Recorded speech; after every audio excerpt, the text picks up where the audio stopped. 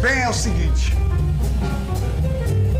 com todo esse jazz, eu estou de volta para, mais uma vez, cumprir uma missão que eu considero assim, deliciosa, principalmente porque se trata de um tema que me fascina. E antes de eu começar a conversa com o nosso ilustre protagonista, eu dizia para ele sobre o meu grande amor pela Amazônia.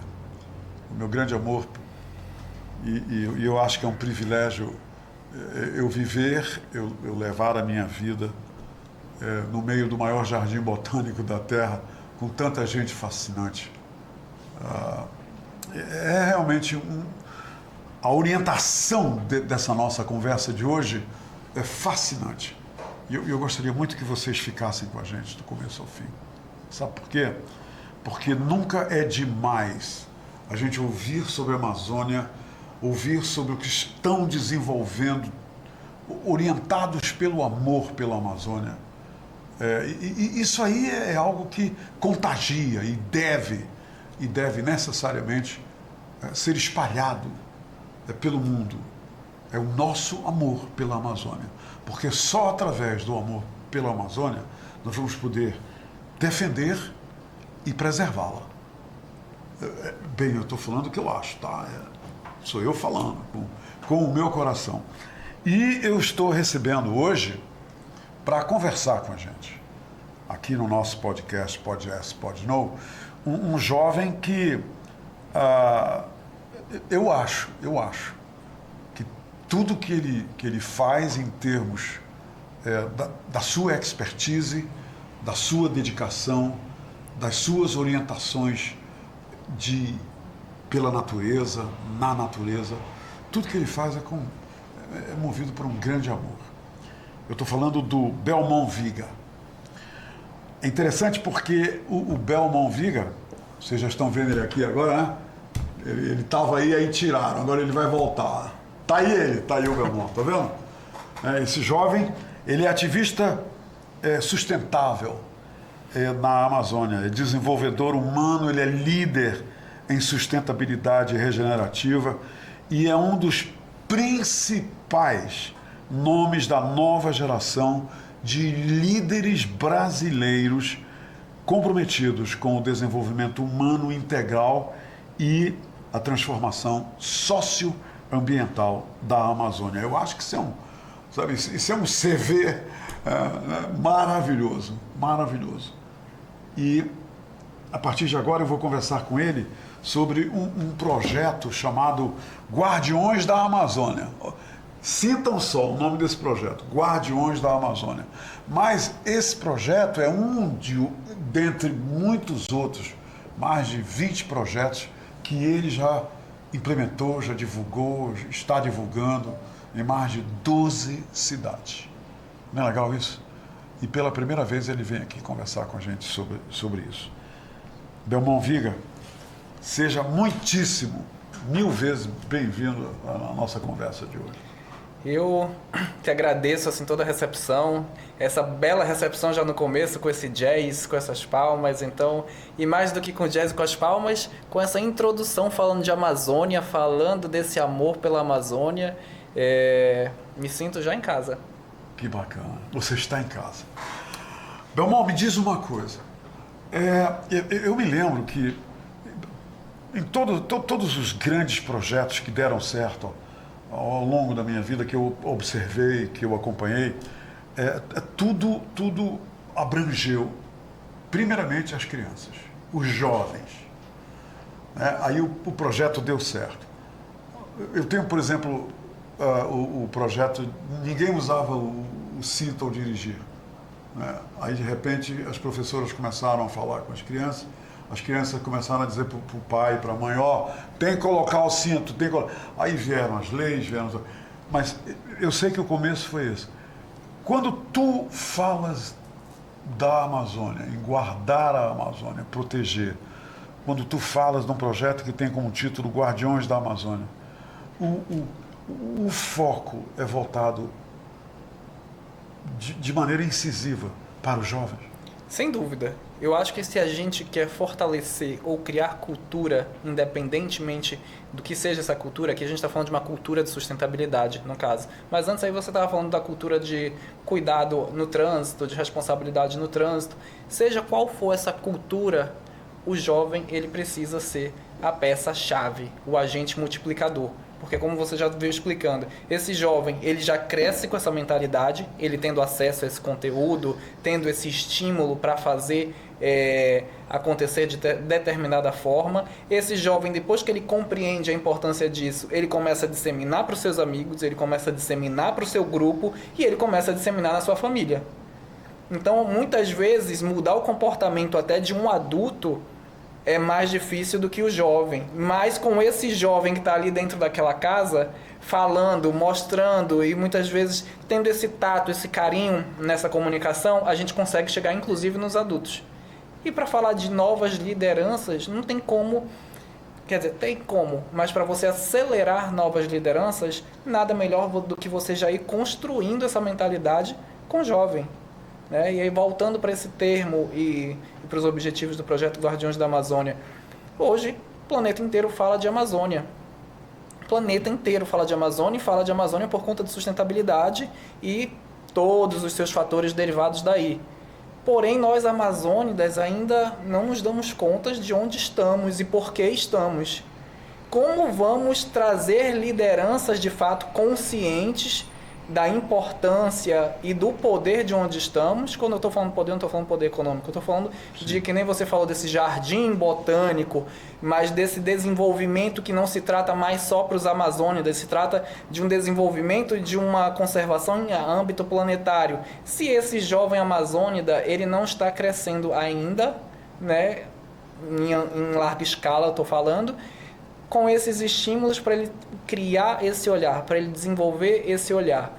Então, esse projeto ele foca muito nos jovens. Na verdade, 80% dos nossos projetos, 85% dos nossos projetos focam nos jovens. O que vai diferenciando ali é mais a faixa etária. Alguns projetos são para os mais jovens mesmo, outros já adolescentes pré-adultos e outros já ali no início da idade adulta, porque a gente entende que aí a gente consegue de fato ir multiplicando mais o que é preciso dessa informação de qualidade. Como é que esses teus projetos, os projetos da Amazônia B, eles são integralizados?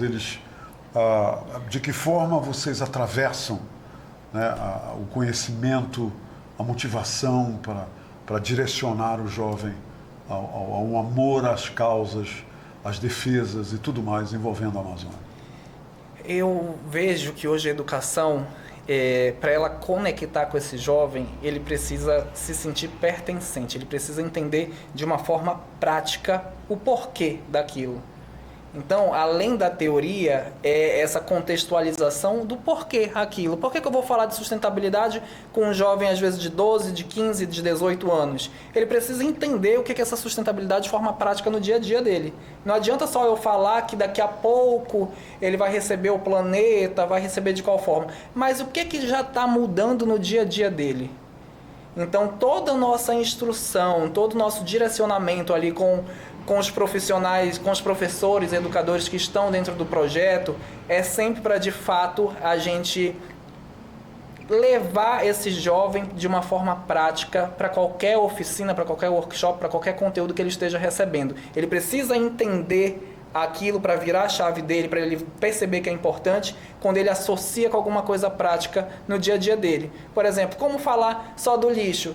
Plaquinha, jogue seu lixo. E gente, isso é uma unha do que é sustentabilidade. Só estou dando esse exemplo bem prático aqui e mais comum no nosso dia a dia. Plaquinha, jogue seu lixo no lixo. É muito fácil, isso já tem espalhado aí há mais de 10, 15 anos. E por que tudo que a gente tem é lixo na rua, é lixo fora do lugar, é lixo no rio, é lixo no igarapé? Como é que a gente muda essa conscientização? Se a gente vai para países, por exemplo, como no Japão, as pessoas guardam no seu bolso para jogar esse lixo de forma certa. Você não acha lixo na rua. E você nem acha lixeira na rua. Porque as pessoas guardam para justamente destinar. Isso é cultura de sustentabilidade. Mas eles começaram a entender a importância disso. Então a gente chega com esse jovem até entender que, por exemplo, o microplástico está dentro do peixe que ele come.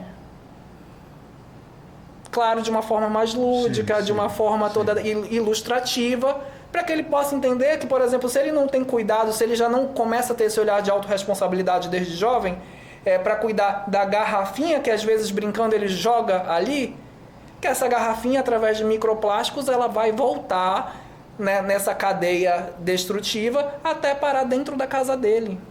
Opa! E aí ele começa a criar um espanto com essa provocação. A gente vai provocando as pessoas até elas entenderem esse lugar da autorresponsabilidade delas. Viga, eu conversei há pouco com o coordenador do Bosque da Ciência, o Jorge Lobato. E ele disse uma coisa muito interessante. Ele disse, Humberto, o Bosque se transformou numa grande sala de aula a céu aberto e as lições que nós damos aos 70% dos visitantes do Bosque da Ciência são estudantes. As lições que nós damos a esses estudantes são lições de amor à natureza, de amor aos animais, porque os animais estão por lá. Né? O Bosque da Ciência é realmente... Então, é uma sala de aula a céu aberto. Nos projetos que você desenvolve, onde é a sala de aula? Onde é que existe o elemento da interação física entre os professores, que você citou, e os jovens? Vocês têm um local de encontro, vocês têm um local específico que serve como uma sala de aula de amor à Amazônia, de amor à sustentabilidade? Normalmente varia isso de projeto para projeto, que às vezes o projeto tem um espaço específico, às vezes o projeto ele vai para dentro das escolas e lá a gente forma de fato um circuito de atividades, onde esse jovem entra numa imersão que ele tem que passar ali pelaquela imersão e ele sai de fato tocado. E a gente acredita muito, porque a gente não tem esse desbunde de ter um Bosque da Ciência, mas que nesse lugar de despertar essa humanidade, de despertar essa nova visão, ele consegue se conectando e levando para o dia a dia dele. Seja num passeio com os pais, seja num passeio no final de semana, seja na relação dele mesmo em olhar para toda essa natureza. E mais do que isso, esse de despertar, que nem eu falei no começo, para onde está. Porque a gente vive, vou falar principalmente de Manaus, mas a gente vive em Manaus no automático, na maioria das vezes. A gente não se dá conta que a gente está na maior capital da Amazônia e do que isso significa. Além de ser a maior capital da Amazônia, cercado de toda essa abundância, que para muitos pode não tocar no primeiro momento, que para mim é o principal, no segundo momento, isso hoje em dia é um portal, um celeiro de oportunidades 24 horas por dia. Porque, que nem a gente falou, o planeta inteiro sabe da importância disso aqui, o planeta inteiro se prepara para olhar para essa sustentabilidade nessa região. Então, como é que a gente se dá conta que a gente está nessa maior capital da Amazônia? E que para ser a maior capital da Amazônia e ser um ativo, né, para isso se tornar importante, de fato, essa Amazônia precisa estar viva. Então a gente vai circulando, rodeando, até a pessoa se dar conta que essa Amazônia ela precisa estar viva. Mas para acontecer o desenvolvimento ao mesmo tempo, existe uma palavra que até hoje, dentro do setor econômico, dentro do setor de vários setores, as pessoas elas ainda não conectaram a palavra, por mais que o termo seja utilizado dessa forma. Desenvolvimento sustentável. Na maioria da cabeça ainda dos líderes, existe só o desenvolvimento e existe só o sustentável. Não é. A gente está em pleno 2025, né, com várias pautas, com vários temas, e esse termo ele é junto, ele é desenvolvimento sustentável. Então, para essa Amazônia continuar de pé, não quer dizer que não tem que ter desenvolvimento. Como você define, então, o termo desenvolvimento sustentável para quem está nos vendo e desconhecem, como você falou, o significado? Esse desenvolvimento sustentável ele permeia em todas as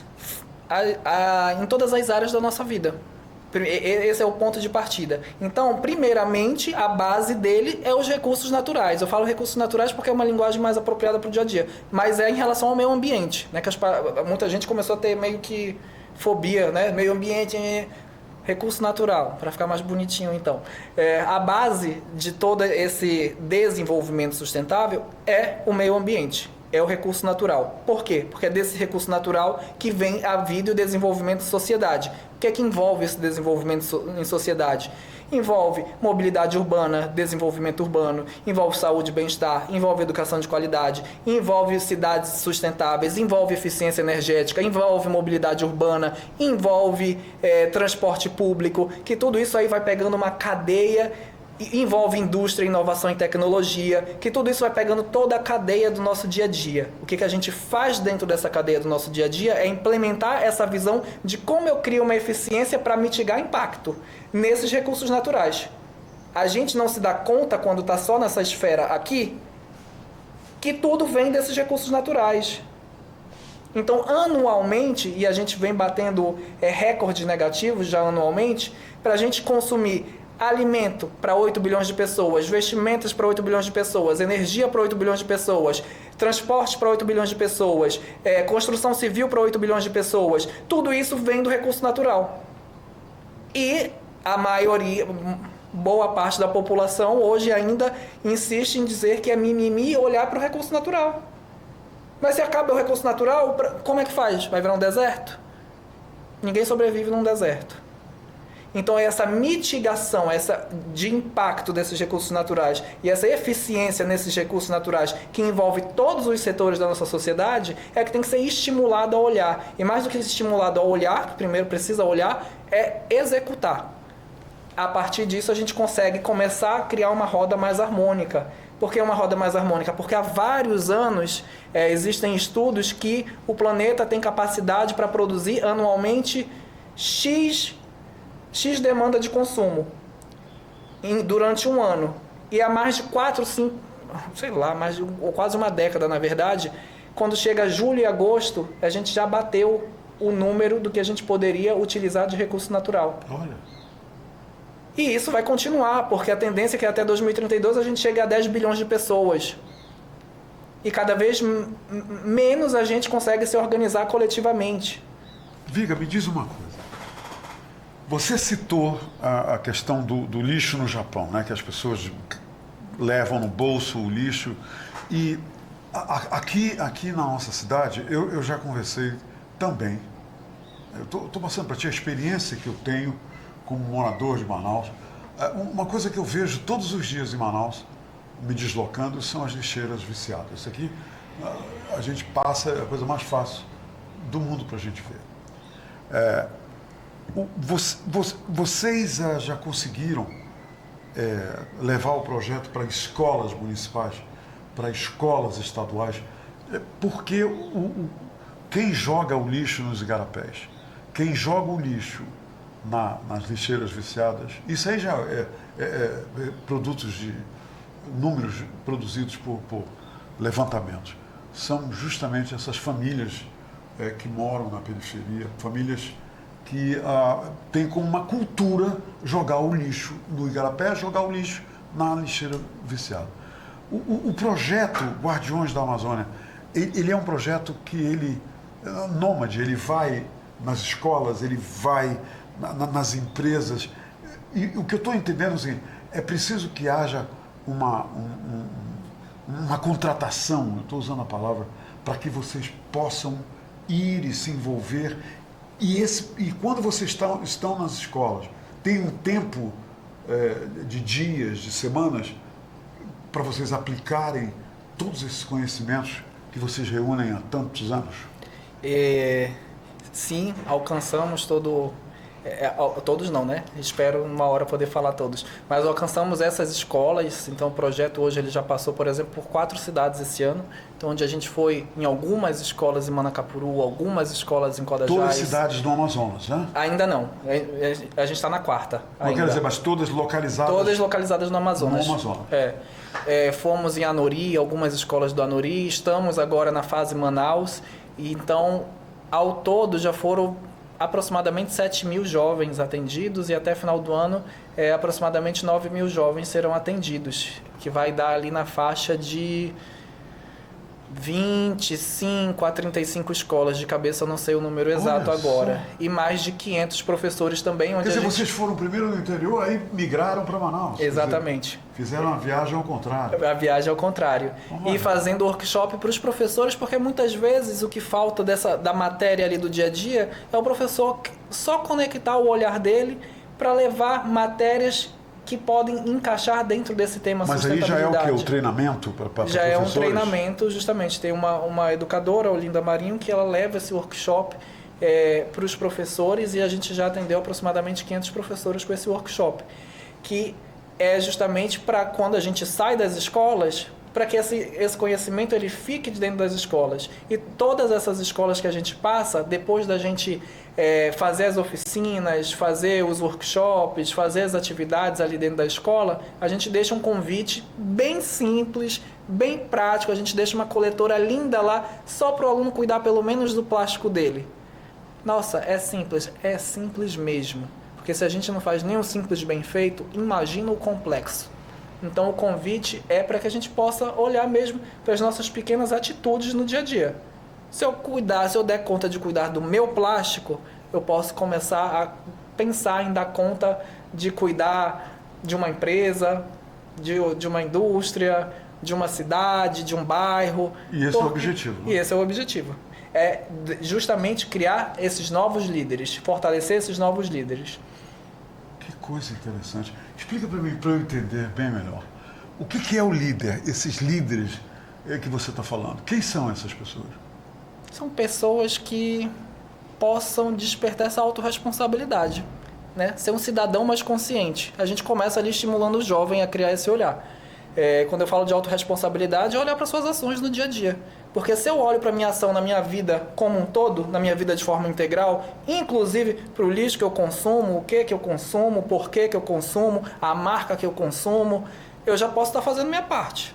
Vocês têm essa interação com os jovens e os professores, o quê? Durante 2, 3 dias, quer dizer, ou num dia só? Dependendo da escola, pode ser 1, pode ser 2 dias, dependendo da quantidade de alunos, tudo depende do cronograma que a gente monta junto com a direção da escola. E aí a gente vai dividindo as atividades ao longo das turmas, a gente sempre tenta pegar o maior número de alunos por escola possíveis. E aí a gente monta um circuito de diferentes atividades para que esses alunos possam estar visitando todas as atividades e ampliando a visão dele. Então lá a gente fala de compostagem e bioeconomia, lá a gente fala dos 5 R's, que é esse aproveitamento dos resíduos, lá a gente fala sobre os ODS, que é esse mapa do Objetivo de Desenvolvimento Sustentável, mas não, além de a pessoa conhecer mais profundamente sustentabilidade, para que ela possa ampliar, inclusive, a visão dela para escolher novas profissões.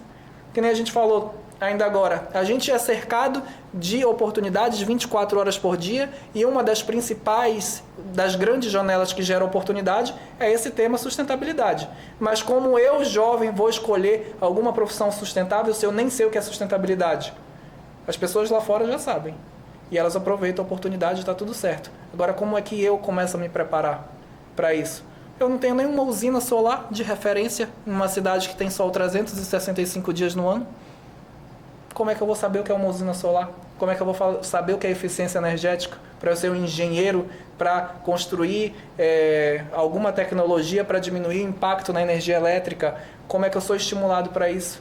Ou como é que eu sou estimulado para trabalhar com a captação da água, para água saneamento, chegar através da água da chuva, gerar água para populações? Não sei se eu não sou estimulado a pensar em soluções que já existem, tá? Esse é um outro grande buraco que eu sinto assim. Existem muitas coisas no mundo que já funcionam em pequena, média escala.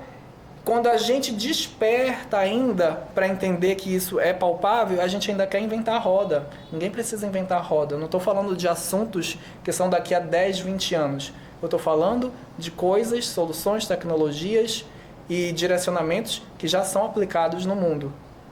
Então, como é que eu, inclusive líderes atuais, começo a abrir o meu olhar para entender que eu estou na maior capital da Amazônia?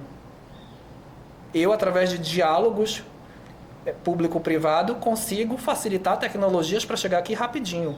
Eu, através de diálogos em relação a investidores, desde que eu tenho esse olhar desse desenvolvimento sustentável na Amazônia, que inclusive passa pela educação, eu consigo facilitar para que fundos de investimento cheguem na Amazônia, para que essa falta de infraestrutura, que a gente sabe que é real, ela seja minimizada. Mas aí entra o assunto, por exemplo, vai vir uma COP aí, e agora as pessoas estão se dando conta de que essa infraestrutura, ela é um pouco precária na Amazônia. Que bom que estão entendendo a nossa realidade aqui, porque é fácil falar da Amazônia lá em Nova York, lá em Paris, lá em Dubai, lá na China, mas a gente sabe que a gente vive numa realidade que ainda é diferente. Quando vocês se dirigem aos jovens, você estava falando aqui agora, eu pensei, vocês têm algum viés, alguma preocupação de dizer a esses jovens, cheguem em casa e passem esses conhecimentos para os seus pais, para os seus vizinhos, para os seus amigos? Vocês fazem isso? A gente faz, a gente convida para ser esse agente multiplicador, a gente entrega até livretos ali para que ele possa sair, possa estar praticando, a gente entrega mudas para que ele possa estar se lembrando, porque não é só a mudinha bonita.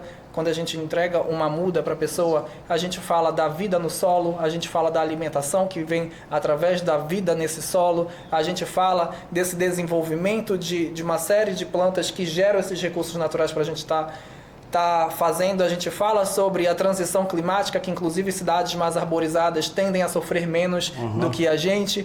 Então, é uma série de contextos que existem quando a gente entrega ali essa muda para o jovem, por exemplo, levar para dentro de casa, e a gente contextualiza isso. É uma aula de amor à natureza e à Amazônia. Não é isso? É isso mesmo. É o que vocês fazem? É isso mesmo. Como é que as pessoas podem, Viga, entrar em contato contigo? Tu tens, não sei se você passou. Eu acho que o Baraúna pegou o meio mais endereço. fácil é o Instagram, porque aí a gente fica acompanhando ali Amazônia B7 numeral, para diferenciar ali de alguns outros arrobas. E arroba Amazônia B. 7. É isso? 7. Isso. Arroba Amazônia B7.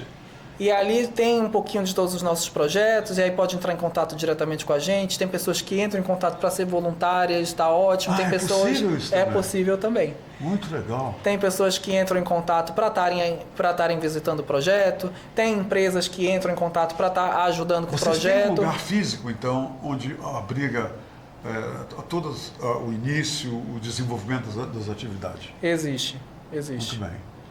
E ali a gente faz treinamentos, a gente trabalha também de forma home office, trazendo esse lugar, né, que a tecnologia nos permitiu depois da pandemia. Eu acho que esse foi o único legado positivo aí da pandemia. Então a gente fica nesse formato híbrido, e aí cada projeto varia muito. Que nem eu falei, né? A gente gosta de focar muito nos jovens, mas às vezes a gente está na universidade. Quantos projetos hoje existem ao todo que estão sendo implementados? Hoje, nesse segundo semestre, a gente está desenvolvendo 3 projetos. Um é o Guardiões da Amazônia, o outro é Divertidamente Amazônia, que é para falar de inteligência emocional para esse jovem, e também uma formação para os professores, porque isso é uma regra da BNCC desde 2018, a Base Nacional Curricular da Educação Brasileira, que precisa ter inteligência emocional dentro de sala de aula, mas a gente sabe que ainda falta a gente caminhar um pouquinho ainda e acelerar junto, né, para que essa inteligência emocional possa ser de fato mais vista. Eu vejo assim, né, o problema é fácil a gente ver. Então a gente sabe que a gente vive numa pandemia de depressão, numa pandemia de ansiedade, etc. e tal, mas e como é que a gente promove as soluções? Então todos os nossos projetos ele vem com esse olhar, como é que eu promovo a solução?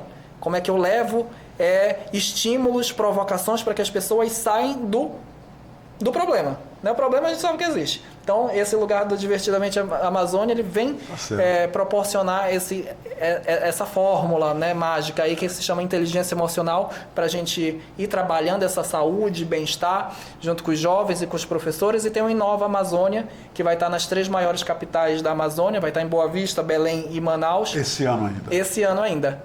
Então, esse mês a gente vai estar em Boa Vista, outubro vai estar em Belém, E em novembro o Inova Amazônia chega em Manaus, que é de empreendedorismo sustentável. Então esse jovem ele é estimulado e provocado a pensar em projetos de impacto para a Amazônia, e a gente finaliza ele com uma feira de inovação e tecnologia com estações de conhecimento, como impressora 3D, como Lego e robótica, como outra oficina de robótica, leva os jogos ODS, para que esse jovem possa estar passando ali por estímulos voltados à tecnologia e inovação. E sempre haverá um lugar a mais para os interessados. Quer dizer, com certeza. Quanto mais gente, mais lugares. E ninguém vai ter nenhuma dificuldade em se integrar aos projetos. Não, será muito bem-vindo. Pensou? Muito obrigado, Viga. Obrigado mesmo. Pelo menos em mim você deixou um entusiasmo muito grande pelo que vocês estão fazendo. É muito bom a gente ver, a gente sentir que algo de muito positivo, histórias de sucesso estão sendo escritas através dos trabalhos que vocês desenvolvem em prol da preservação e da manutenção e da proteção, né, da Amazônia. Obrigado por ter vindo aqui conversar com a gente. Eu que agradeço também pela oportunidade, uma honra estar aqui com você. Da mesma forma. Uma vez me disseram o seguinte, que ninguém nasce amando nada. A gente nasce sem amar ninguém ou qualquer coisa. Até o amor aos nossos pais a gente desenvolve com o tempo. O amor a tudo, porque é um comportamento aprendido, o amor.